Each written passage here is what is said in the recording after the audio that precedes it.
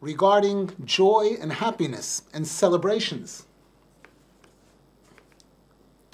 Rabbi Nachman once gave a parable where he said that sometimes when people are together on a happy occasion, a wedding, a celebration of any kind, and there's music and the people decide to actually dance, and they're dancing and having a wonderful time, and they see one person standing on the side that they're not coming in to dance for whatever reasons.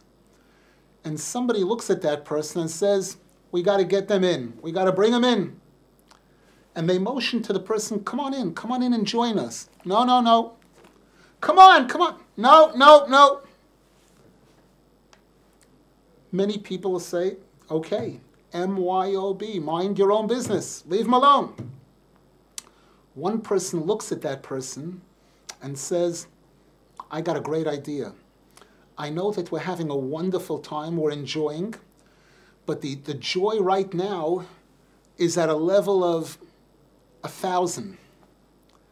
I bet you if I get that guy to come and dance with us, if I pull him, if I grab him in and I force him to join us, and I get him in and turn him on, we'll go from 1,000 to 100,000. And sure enough, the person says, come on. No, no, no, you're coming. Come on, you're coming. Grabs him and pulls him in. No, no, no, I don't want. Yes, you do. Come with a smile, obviously with love, in a proper way. Very often, when that person starts dancing, everything picks up. The joy explodes. Because we took somebody who was not at all in a happy frame of mind, and we turned them on and put that into the cake. It's like adding cinnamon, a spice, that takes the cake to a whole different place, takes the joy to a whole different level. Rabbi Nachman tells us that the same thing is true about us, each and every one of us as an individual. We walk around with our problems, worries, different things, and we're trying to be happy because we know that that's what Hashem really wants, and we know that happiness is the elixir of life, that it helps the person avoid all kinds of illnesses and all kinds of terrible things. But and sometimes even when something happens that a person gets excited about, they have an opportunity to go to a wedding or a celebration, and during those few hours or few minutes of the celebration, they're into it. They're very, very happy. However, their bills and their worries, the things that they were worried about before, nothing's changed about them. They left them outside of the room where the joy is taking place. They parted ways with them for an hour or two, whatever it is, and now I'm in this room, I'm celebrating, I'm dancing, enjoying with everybody. But I know when I leave the room, my buddies are coming back. The bills are going to face me again, and the troubles and the worries, all the different things. Rabbi Nachman says that's not the solution. That's not the real solution. The real solution is that when you're going into that room and your bills and your worries say, we'll wait for you out here. No, no, no, you're coming in with me. You're not staying out here. You're joining me. What do you mean joining you? I ain't happy. I'm sadness. I'm depression. I'm worried. Good. I want you in the cake. I want the sadness in the cake. You're gonna spice up the cake.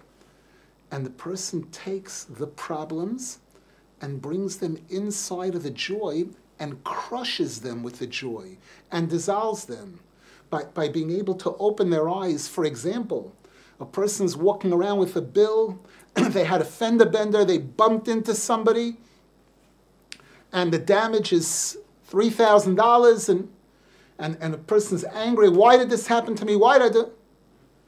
The bill wants to wait for him outside. No, you're coming in. I'm going to dance with you, and I'm going to be able to find a way to be happy about this bill. $3,000. If I were in the hospital, if that car accident would have put me in the hospital, it could have been a $30,000 bill, or worse. Who knows what could have happened? To be able to find the goodness within the problem, within the suffering. A person has a car bill, Baruch Hashem, I have a car. A person has a home repair bill, I have a home. I have a home to repair. There are others that will wish they have a home. And Rabbi Nachman says this can take the joy and happiness of a person to a completely different level, and this can help them dissolve the problems, eliminate the problems. I recently had the pleasure of making a trip with a person that I met for the first time, and he was telling me that he feels so blessed in life. He's so happy about himself, his wife and children, his home, his business, many things. He's got one problem, though. The problem is that his mother-in-law is not happy for him and not even happy for her daughter. Somehow he's not sure whether it's envy, jealousy, some kind of thing. She'll come into the house, she'll come into their home, they'll invite her for a holiday, for a Shabbat, for a weekend, and everything's beautiful.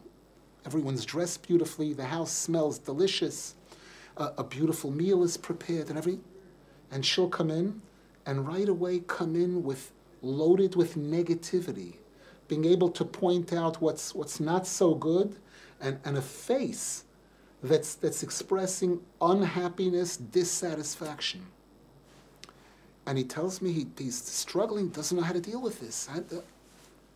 And I said to him, when she comes into the house, you have to be able to say, look who's here. Mom Joy, our Joy Mom is here. The root, the swimming pool, the breicha of happiness in our lives has arrived. And be able to turn it around, not to allow, to be able to look at the negativity in the face and be able to say, we're going to drown it in joy and happiness. And to be able to bring her in to dance with her. She doesn't want to dance, you dance around her. Just for a moment or two. It's silly, it works. In many cases, if you really, really know that your attitude is the right one, the attitude of being happy and satisfied and believing in Hashem, believing in God, believing in yourself. If a person knows that what they're doing is right and somebody's coming in expressing negativity and trying to put a damper on the whole thing, to be able to turn it around, to be able to bring them into the circle, to force them into the circle, unless a person can say they don't want and can fight it to a certain level where they will feel and see the absurdity of it. Or even if they won't, it'll be perfectly clear to you that it's their problem, but they're not going to put any damper at all whatsoever on our joy, on our happiness, on our celebration, on our Shabbat.